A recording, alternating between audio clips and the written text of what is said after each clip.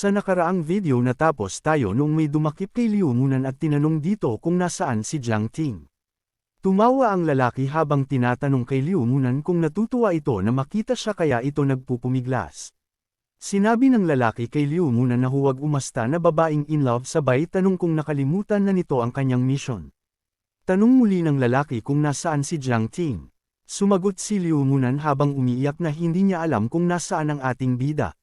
Nagpaalala ang lalaking nakatalukbong kay Liu Munan na kahit wala ito sa Panlong Mansion ay hindi pa rin ito ligtas dahil kapag hindi na ito kailangan ng Panlong Mansion ay ibabalik ito sa Yao family.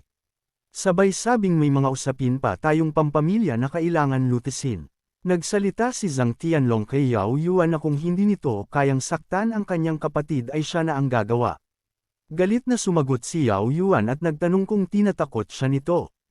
At sinabing bantay lang ito ng law order kaya umalis na ito kung ayaw na turuan ng aral ni Yao Yuan. Sumagot si Zhang Tianlong na wala siyang interest sa usaping pampamilya ng mga ito. Nagmungkahi pa si Yao Yuan na hindi masasaktan ni Zhang Tianlong si Liu Munan. Salaysay ni Yao Yuan na ang babaeng ito ay mahalagang kayamanan na pinagpunan ng maraming effort para lang makapag-cultivate ng maayos. Habang umiiyak sinabi ni Liu Munan sa kanyang isip na umalis na si Jiang Ting dahil ayos lang ang lahat at wag nitong hahayaan na makita ng mga taong ito. Sa isang banda biglang may nagsalita at sinabing ang mahalagang kay Amon na iyan ay sakin na. Dahil ibinigay na siya sakin ng chief manager ng Panlong Mansion. Nagulat na lang sila sa kanilang nakita. Yun pala ay ang ating bida na kumpiyansang lumalakad palapit sa kanilang Derek Sion. Sinabi ni Liu Munan na tumakbo na ang ating bida. Tumawa si Yao Yuan at nagsalita ng ang lamang naman ng magkasintanan na ito. Sinabi pa ni Yao Yuan kay Liu Munan na ang ating bida mismo ang naghatid sa kanyang kamatayan. Sinabi ng ating bida na dumating na siya para kay Liu Munan. Sumigaw ang dalaga na wag lumapit ang ating bida at nagmakaawa pa ito na umalis na lang ito. Tinanong ni Yao Yuan si Liu Munan kung naghahanap na ba ito ng kanyang kamatayan dahil imbis na dalahin si Jiang Ting sa Panlong Mansion ay pinapaalis pa nito sabay minura si Liu Munan.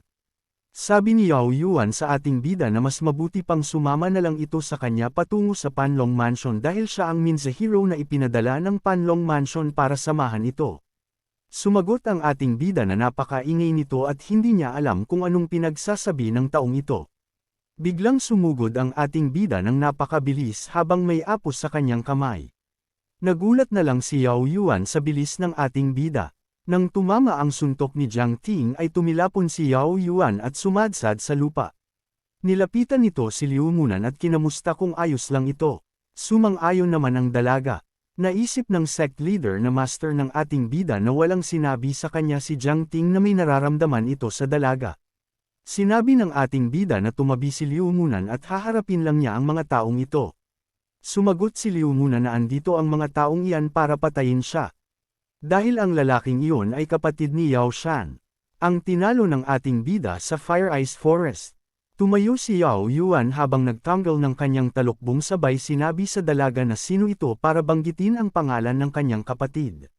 Sinabi ng matabang ito sa dalawa na tingnan ang kanyang mukha na katulad ng sa kanyang kapatid. Sabay tanong kung nakakaramdam ang mga ito ng konsensya nang makita siya ng mga ito. Nagtanong ang ating bida na kung sino si Yao Shan. Nagalit ng sobra si Yao Yuan dahil hindi man lang nito naalala ang kanyang kapatid na hinayaan ng mga ito na kainin ng mga halimaw sa kagubatan.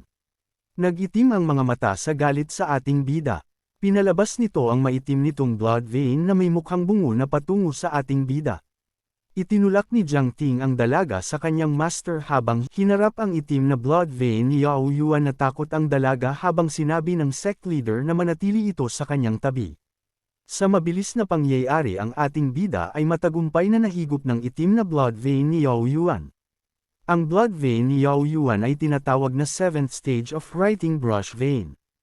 Umiyak ang dalaga at tangkang tatakbo patungo sa ating bida, pero agad siyang napigilan ng sect leader. Mungkahi ng babae na ang ink ni Yao Yuan ay nakakakontaminate ng katawan at isipan, kapag hindi nakaalis agad si Jiang Ting sa ink na iyon sa tamang oras ay mamamatay siya. Sinabi ng sect leader na alam niya at kailangan harapin iyon ng ating bida ng mag-isa. Mungkahi pa nito na ngayong pinili ni Jiang Ting na kalabanin ang Panlong Mansion ay kailangan niyang humarap sa maraming pagsubok at kapag nalampasan ni Jiang Ting ang pagsubok na ito siya ay mas lalakas. Maya-maya pa ang ating bida ay matagumpay na nakalabas sa Ocean Ink sa tamang oras. Nagtanong si Yao Yuan sa ating bida na kung ano ang pakiramdam na malubog sa kanyang Ink Ocean. Sinabi pa nito na sino ang ating bida para hindi akuan ang pagkamatay ng kanyang kapatid sa Fire Ice Forest. Kaya siguraduhin niya sa ating bida na maaalala nito ang kanyang kapatid habang buhay. Habang ang paningin ni Jiang Ting ay unti-unting nanlalabo. Napahawak na lang sa kanyang mata si Jiang Ting at napagtanto na binulag siya ng ink na iyon. Nasiyahan ang matabang Yao Yuan habang sinasabi na gumagana na. At sinabi sa ating bida na hindi sapat ang kamatayan nito. Kaya pahihirapan muna niya ito bago patayin. Sabi ni Yao Yuan na siguraduhin niya magderusa ang ating bida bago mamatay. Naalala ni Jiang Ting ang kanyang pagsesenay mula sa kanyang master sabay na isip niya na kapag hindi siya nakawala epekto ng ink na ito ay hindi niya malalabanan ang mga taga Panlong Mansion. Itinutok ni Yao Yuan ang kanyang ink brush sabay nagpalabas ng mga tintang Reno na agad sumugod ang mga ito sa ating bida. Nagpahayag si Yao Yuan na ang misyon niya ay ihatid si Jiang Ting sa Panlong Mansion pero wala namang sinabi na buhay ito o patay. Nang malapit na sa ating bida ang mga Reno ay agad niyang ini-activate ang kanya blood vein na Flame Serpent at walang kahirap-hirap na winasak ang mga ito. Nagulat si Yao Yuan sapagkat hindi niya inaasahan na mangyayari iyon. Sinabihan ni Jiang Ting ang kanyang kalaban na masayang bagay ang kanilang laruin. Tumawa si Yao Yuan sapagkat nakita niya na pinagpira-piraso ng ating bida ang Flame Serpent blood vein nito at ayon dito ay ikakamatay ng ating bida ang kanyang ginawa. Sabi ng ating bida kay Yao Yuan na ang kapatid nito ay gumamit ng Demon Seduction Pot sabay nagtago sa likod ng babae saka tumakbo. Nagulat si Yao Yuan sa kanyang narinig. Mungkahi ni Jiang Ting sa kanyang kalaban na ang kapatid nito ay duwag ang ginagawa lang nito ay magtago kaya mas lamang pa si Yao Yuan sa kanyang kapatid. Kasabay ng pagbuhay muli ng ating bida sa kanyang blood vein. Pinalutang niya ito sa mga maliliit na piraso. Napaisip si Yao Yuan kung ano ang mga bagay na ito at nagtaka kung ang nawalang blood vein ay nabubuhay muli. Sinabi ng ating bida na wala ka nang pupuntahan pa kaya mamatay ka na. Agad niyang ipinang-atake ang mga blood bullet niya at matagumpay na tumagos sa buong katawan ni Yao Yuan ang ataking iyon. Habang si Yao Yuan ay napasigaw sa sakit. Pagkatapos napaluhod sa kanyang ink vein habang may lumalabas na mga tinta sa katawan nito. Nag-alala ang ating bida sa kanyang napansin na parang may hindi tama. Nasabi ni Liu muna na panalo na si Jiang Ting. Nagsalita ang sect leader na sandali dahil hindi pa tapos ang laban. Ayon na sect leader na bulag ang ating bida sapagkat hindi niya napuruhan ang kanyang kalaban. Salaysay pa nito na si Yao Yuan ay taga Panlong Mansion at hindi ito hanggal para saluhin lang ang mga atake habang nakatayo. Sumigaw si Liu Munan sa ating taida at binalaan ang ating bida na hindi umubra ang kanyang atake. Napatanong na lang ang ating bida sa kanyang isip na kung bakit hindi umipekto ang kanyang atake. Tumayo si Yao Yuan at naglabas ng Black Evil Fulo habang sinasabi nito sa ating bida na siya ang hari ng Ink Ocean at alam niya ang bawat pag-atake ng ating bida. Sabay sabing maglaro pa tayo. Pinaliwanag ni Yao Yuan na lahat ng agent ng Panlong Mansion ay binibigyan ng Black Evil Fulo sa kada mission. Ayon pa dito na kahit ang lahat ng klase ng Black Evil Fulo at may iba't ibang kakayahan ay may isa naman itong natatanging kakayahan at yun ay ang mag-absorb ng blood vein. Tapos tinatanong si Jiang Ting na paano kung i-absorb niya ang blood vein nito para sa kanyang Ink-C. Agad ini-activate ang Black Evil Fulo at napalakas nito ng husto ang Ink Ocean blood vein ni Yao Yuan. Sabay inatake ang ating bida ng Ink Ocean ni Yao Yuan. Nakatalon agad si Jiang Ting sa pag-ataking iyon. Agad pinalabas ng ating bida ang kanyang Flame Serpent blood vein, pagkatapos sinabayan ang atake ni Yao Yuan. Sa lakas ng atake ng ating bida ay tumagos ito sa katawan ni Yao Yuan. Nahati ang mukha ni Yao Yuan pero tumawa pa ito habang sinabi sa ating bida na hindi ito makakatakas sa kanya. Nagkaroon ng matutulis na ink sa kinatatayuan ni Jiang Ting kaya tumalon ito ngunit mabilis siya nakapitan ng blood vein ink ni Yao Yuan. Matapos makapitan ng ink vein ni Yao Yuan ay nawala sa sarili ang ating bida sabay na pailalim sa isang ilusyon ni Yao Yuan. Habang ang ating bida ay nasa loob ng genjutsu ni Yao Yuan ay nakatali ito sa isang cross na may Black Evil Fulu sa bandang itaas ng cross. Habang nakagapos si Jiang Ting nagsalita si Yao Yuan na tandaan nito ang lugar na ito dahil magdurusa ito rito ng higit pa sa naranasan ng kanyang kapatid. Habang ang ating bida ay nasa loob ng genjutsu ni Uchiha Itachi Isti Yao Yuan pala. Sa labas nanan ay kasalukuyang bihag ni Yao Yuan ang ating bida. Nagmungkahi si Liu muna na ang ataking iyon ay ang habang buhay na bangungot. At inaatake ang ating bida sa kanyang isip ng direkta. Pinalabas ni Liu muna ng kanyang Blood Vein Bird para tulungan si Jiang Ting pero pingilan siya ng sect leader. Nagpaliwanag si Liu muna na kapag hindi nakaalis sa inkantasyon si Jiang Ting ay makukulong na ito sa ilusyon habang buhay. Kinagat ng dalaga ang kamay ng sect leader para makatakas sa pagkakahawak nito. Tumakbo agad si Liu Munan patungo sa ating bida, agad nitong ginamit ang kanyang bird vein para tulungan si Jiang Ting. Ginamit ni Liu Munan ang kanyang bird vein para kontrahin ang inkantasyon para tuluyang makawala ang ating bida sa jinjutsu ni Yao Yuan. Nagalit si Yao Yuan sa dalaga at sinabing kung nais na nitong mamatay. Sinabihan nito ang dalaga na tumira ito sa Yao family ng ilang taon pero hindi nito alam kung saang side kakampi. Pahabol pa nito na hindi na madyay gising pa si Jiang Ting. Habang ang mga bird vein ni Liu Munan ay patuloy na tinatanggal ang inkantasyon.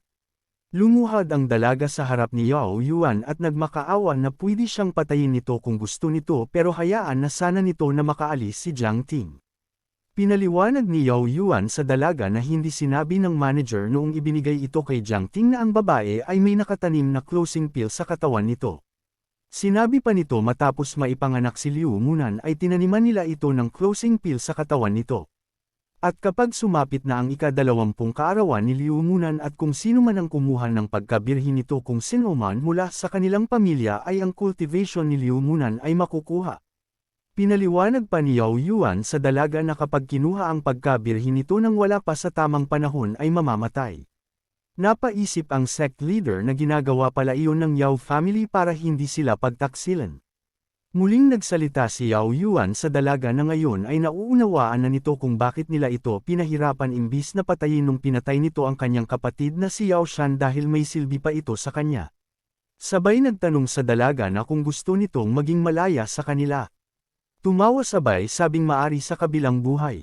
Ngumiti si Yao Yuan sabay tanong sa dalaga na sino ito para magmakaawa. Sumagot ang dalaga na kung ganong mahalaga ito kay Yao Yuan ay iuwi na lang siya nito at pakawalan si Jiang Ting. Paalala pa ng dalaga na ang gusto ng chief manager ay ihatid si Jiang Ting sa Panlong Mansion na kalimutan ba daw nito. Nagalit si Yao Yuan sa sinabi ng dalaga sabay sinampal ito sa pisngi. Habang sinasabi na sino ito para ipagmakaawa ang buhay ni Jiang Ting sa ganitong sitwasyon. Sumigaw si Liu Munan habang nagbanta na kapag hindi pinakawalan si Jiang Ting ay ibabalik nito si Yao Yuan ng sapilitan. Nagalit si Yao Yuan sabay itinaas ang kanyang kamay at akmang sasampalin ulit si Liu Munan subalit sa isang banda nagising ang ating bida sabay binigyan nito si Yao Yuan ng isang suntok na naging dahilan ng pagtilapon nito sa lupa. Tinanong ni Liu Munan kung ayos lang ang ating bida. Ngumiti si Jiang Ting at sinabing ayos lang siya sabay nagpasalamat sa pagligtas sa kanya. Muling nagpasalamat si Jiang Ting sa bird vein ni Liu Munan dahil mas naging maayos ang kanyang pakiramdam. Paalala ng ating bida na huwag nang matakot dahil siya na ang bahala sa matabang iyon. Nagalit si Yao Yuan dahil kung hindi siya ginulo ni Liu Munan ay hindi makakatakas si Jiang Ting. Sinabi ni Jiang Ting na mahiya naman si Yao Yuan dahil kahit si Jiang Tianlong ay mas malakas ang reflection sa tubig kaysa kay Yao Yuan. Sabay inatake ng ating bida si Yao Yuan ng kanyang blood vein na lumulutang. Sumigaw si Yao Yuan na hindi niya ito matatanggap sapagkat hindi siya masasaktan hanggang nakatayo siya sa kanyang blood vein na Ink Ocean. Ginamit ni Yao Yuan ang kanyang Ink Ocean para ipang-atake sa dalawa. Habang sinasabi na dadahilan niya ang dalawang ito sa impyerno. Habang malapit ng tamaan ang dalawa, sinabi ng ating bida kay Yao Yuan na si Liu Munan ay tao na kailangan protektahan. Matapos nun biglang nabalot ng apoy si Yao Yuan dahil ang ating bida ay ini-activate ang kanyang dragon transformation, ang kanyang flame serpent ay naging isang dragon. Kasabay ng pag-absorb ng dragon ni Jiang Ting sa ink vein ni Yao Yuan na sinade at walang itinira. Matapos ma-absorb ang ink vein ni Yao Yuan ay inalis na niya ito. Napagtanto ni Zhang Tianlong na ito pala ang kakayahan ni Jiang Ting na higupin ang blood vein ng iba, kagaya ng sinabi ng kanyang ama. Natarante si Yao Yuan dahil ang kanyang blood vein ay tuluyang naglaho. Inutos ni Yao Yuan kay Zhang Tianlong na patayin ang ating bida. Sumagot naman si Zhang Tianlong na napakaduwag nito. Mungkahi ng ating bida na handa niyang labanan si Zhang Tianlong. Nagsalita naman ni Liu Munan na kung lalaban ba si Zhang Tianlong. Tanong pa nito kung hindi ito natatakot sa chief manager ng Panlong Mansion. Nagtanong si Zhang Tianlong sa dalaga kung may naitatago pa itong fulo para tawagin ang manager. Mungkahi pa na matagal siyang nakapanood lang kaya oras na para gumawa siya ng aksyon. Tapos inilibas ang kanyang sandata na kapatid ng sanpakto ni Renji Aparay. Agad niya itong ginamit at tumagot sa dibdib ni Yao Yuan. Nagulat ang ating bida at ang sect leader dahil di nila inaasahan ang kanilang nasaksihan. Ibinulong ni Zhang Tianlong kay Yao Yuan na inimbitahan nila si Jiang Ting pero tinapos ni Jiang Ting ang buhay ni Yao Yuan. Ngumiti ito habang sinasabi kay Yao Yuan na magandang kwento yun para sabihin sa manager kaya nalilito siya kung anong magiging reaksyon ng manager. Sinabi ni Zhang Tianlong sa kanyang isip na ang Panlong Mansion at ang Yao family ang magiging kaaway nito habang buhay. Sa isang banda sa lugar ng Panlong Mansion, may babaeng mag-report sa manager na ang lamp life ni Yao Yuan ay nawala na. Kaya namatay na ito. Nagsalita ang manager na hindi niya inasahan na lalabanan sila ni Jiang Ting. Nagsalita ang isang lalaking nakatalukbong na dinungisan ni Jiang Ting ang kanilang dignidad kaya payag siyang patayin si Jiang Ting dahil alam naman ng lahat ang magiging kabayaran ng paglaban sa kanilang Panlong Mansion. Nagsalita ang lahat na payag silang lahat na patayin si Jiang Ting. Maya-maya pa ay may isang portal na nagpakita sabay may lumabas na kamay dito. Kaya nagulat ang mga nakatalukbong na lalaki. Sa portal na lumitaw biglang lumabas si Zhang Tianlong na takot sabay sabi sa manager na may masamang nangyari. Agad nitong isinigaw na pinatay ni Jiang Ting si Yao Yuan. Hindi naman nakapagsalita ang manager. Lumapit ang babaeng nakasakit sinabihan na hindi itong simping bagay lang. Sabay human gel ng malakas ang halimaw sa mukha ni Zhang Tianlong. Sinabi ng babae na kayang dipinsahan ni Zhang Tianlong si Yao Yuan mula kanilang kalaban ngunit bumalik ito ng mag-isa. Tanong nito na anong gagawin nila. Iniuntog ni Zhang Tianlong ang kanyang ulo sa sahig sabay humihingi ng tawad. Sinabi ni Zhang Tianlong na alam niya na trabaho niyang protektahan si Yao Yuan. Ngunit si Yao Yuan ay inabuso ang kanyang kapangyarihan para sa personal na kapakinabangan. At maliban dun may isang bagay pa siyang dapat na ipagbigay alam. Ang blood vein ni Yao Yuan ay hinigop ni Jiang Ting. Nagtanong ang manager kung kaya ni Jiang Ting ay absorb ang blood vein ng iba. Sinabi pa ng manager na kaya pala nakakapagtaka na mabilis na nakamit ni Jiang Ting ang level 7th blood vein ay dahil maroon itong ganong kakayahan. Kaya malinaw na sa kanya ang lahat. Tumawa ang manager habang pinuri si Zhang Tianlong na napakahalaga ng ibinahagi nito. Iminungkahi ng manager na magmula ngayon ay ilista si Jiang Ting bilang isang wanted. Sinabi pa nito na sabihin sa lahat na kung sino ang makakahuli kay Jiang Ting at makakapagdala kay Jiang Ting sa Panlong Mansion ay makakatanggap ng reward. Agad sumunod ang mga lalaking nakatalukbong. Umalis ang mga lalaking nakatalukbong sabay pumasok sa portal. Sinabi ng babae na nakasakay sa halimaw na unahing maghanap sa Panlong City. Nagsimula nang ang ipakalat ng mga tauhan ng Panlong Mansion na wanted ang ating bida. Sa isang papel makikita ang mukha ni Jiang Ting na may nakasulat na hanapin ang taong ito, ang Jiang family ay kinalaban ang Panlong Mansion. Ipinapalaganap ng mga tauhan ang larawan ng ating bida at nagbigay ng babala na kung sino ang magtangkang tulungan ang taong ito ay mapaparusahan din. Habang naghahanap ang mga lalaking lumilipad nag-report ang isa sa kanyang pinuno na ayon sa mga nakasaksi ay nakita nila si Jiang Ting sa lugar na ito. Nag-utos ang leader na halugugan ang lugar at walang kakaligtaan. Kahit saan lugar ay may makikitang mga taong lumilipad na walang tigil na hinahanap ang ating bida. Naisip ng ating bida na napakabilis ipakalat ang wanted order niya sa loob lang ng isang gabi. Naisip ng ating bida na mahihirapan siyang makaalis dahil sa mga taong lumilipad na ito. Nakita ng isang lalaking lumilipad ang ating bida sabay itinuro agad ang lokasyon ni Jiang Ting. Agad sumugod ang mga lalaking lumilipad habang sinasabi sa ating na hindi ito makakatakas. Agad naghanda ang ating bida para harapin ang mga lalaking lumilipad. Sa pagpasok ng mga lalaking lumilipad ay nagkaroon ng kunting pagsabog dahil sa pagkawasak ng pader. Pero nang makasok na sila ay biglang nawala ang ating bida na kahit saan sila tumingin ay wala silang nakita. Sa paghahanap nila may nakita silang isang bagay. Nakakita ang isang lalaki ng mga petals ng bulaklak. Nang walang nakita ang mga lalaking lumilipad ay agad silang nagtungo sa Jiang family para doon hanapin ang ating bida.